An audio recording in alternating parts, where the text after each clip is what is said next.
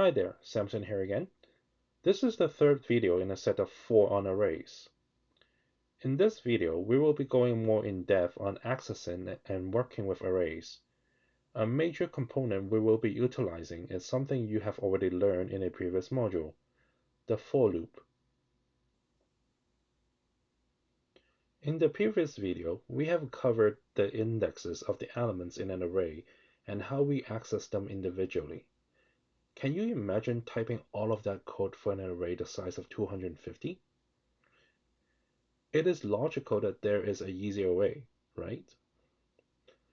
Of the tools you have already learned, the counting loop, also known as the for loop, provides a method where we can easily traverse an array and work with every single element without hard coding their individual indexes. On screen right now is an example. I will pause here for 30 seconds to give you some time to read over it.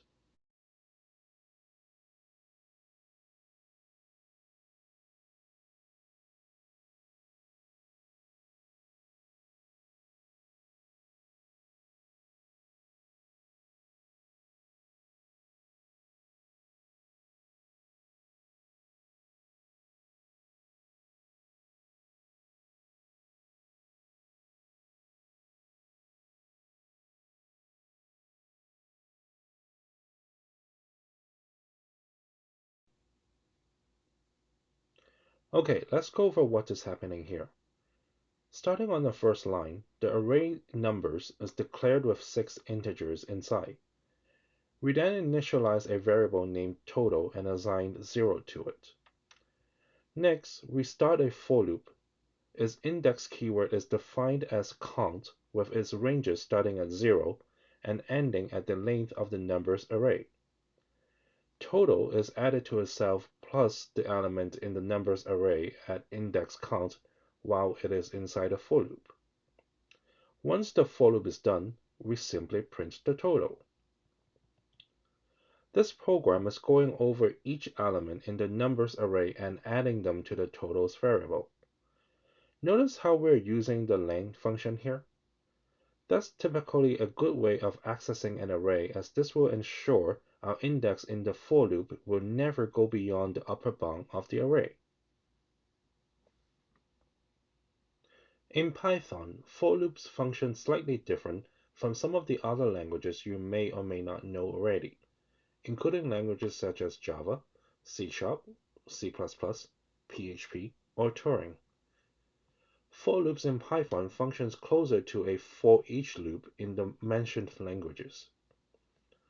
This means that if I simply want to traverse the elements in an array, I can say the keyword for followed by an instance variable, the keyword in, and the array variable.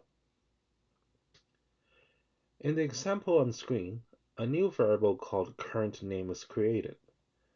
Its scope is within the for loop only.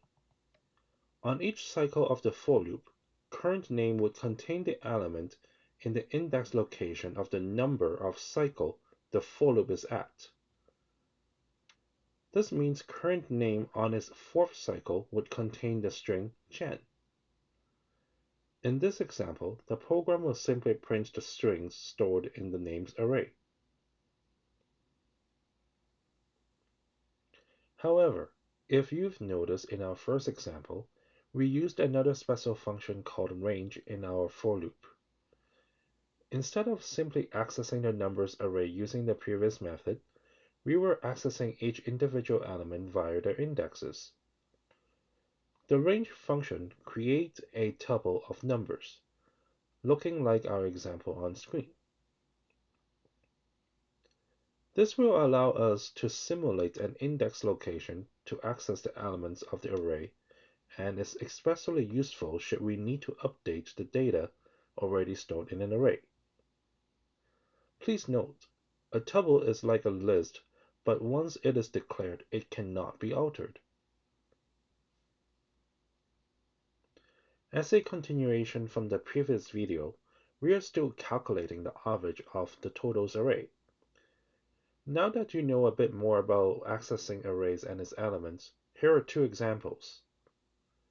Which one do you think is better? I will pause here for 30 seconds and let you have a quick look.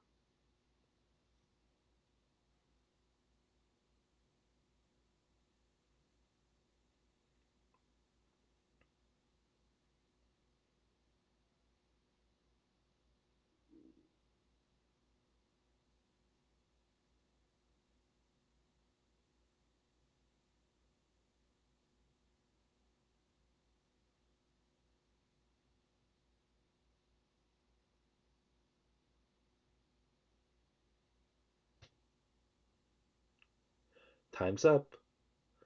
The green one is better. Technically, they both do the same thing, but the reason why the green one is better is maintainability. Let's say we want to add one more number to the totals array, say 25.3. In the red version, we have to make some more modification in the summation line by adding the variable totals at index 4 to the existing code. In the green one, there is no need to touch anything. Now, imagine if we are adding 100 more numbers to the totals array. The web version would need a lot more code before it can actually function, while the green one can stay exactly as it is. In summary, we have went over accessing arrays with for loops in this video and have explored multiple ways of accessing each element in an array. In the next video, the last of this series, we will explore some functions and methods we can use with arrays. Here are some questions for you as a self-checkpoint. Why does it make more sense to use a for loop with lists or tuples? Why do we not use a while loop for arrays? If I would like to skip the first three elements in an array of 5, how would I go about coding that? See you in the next video.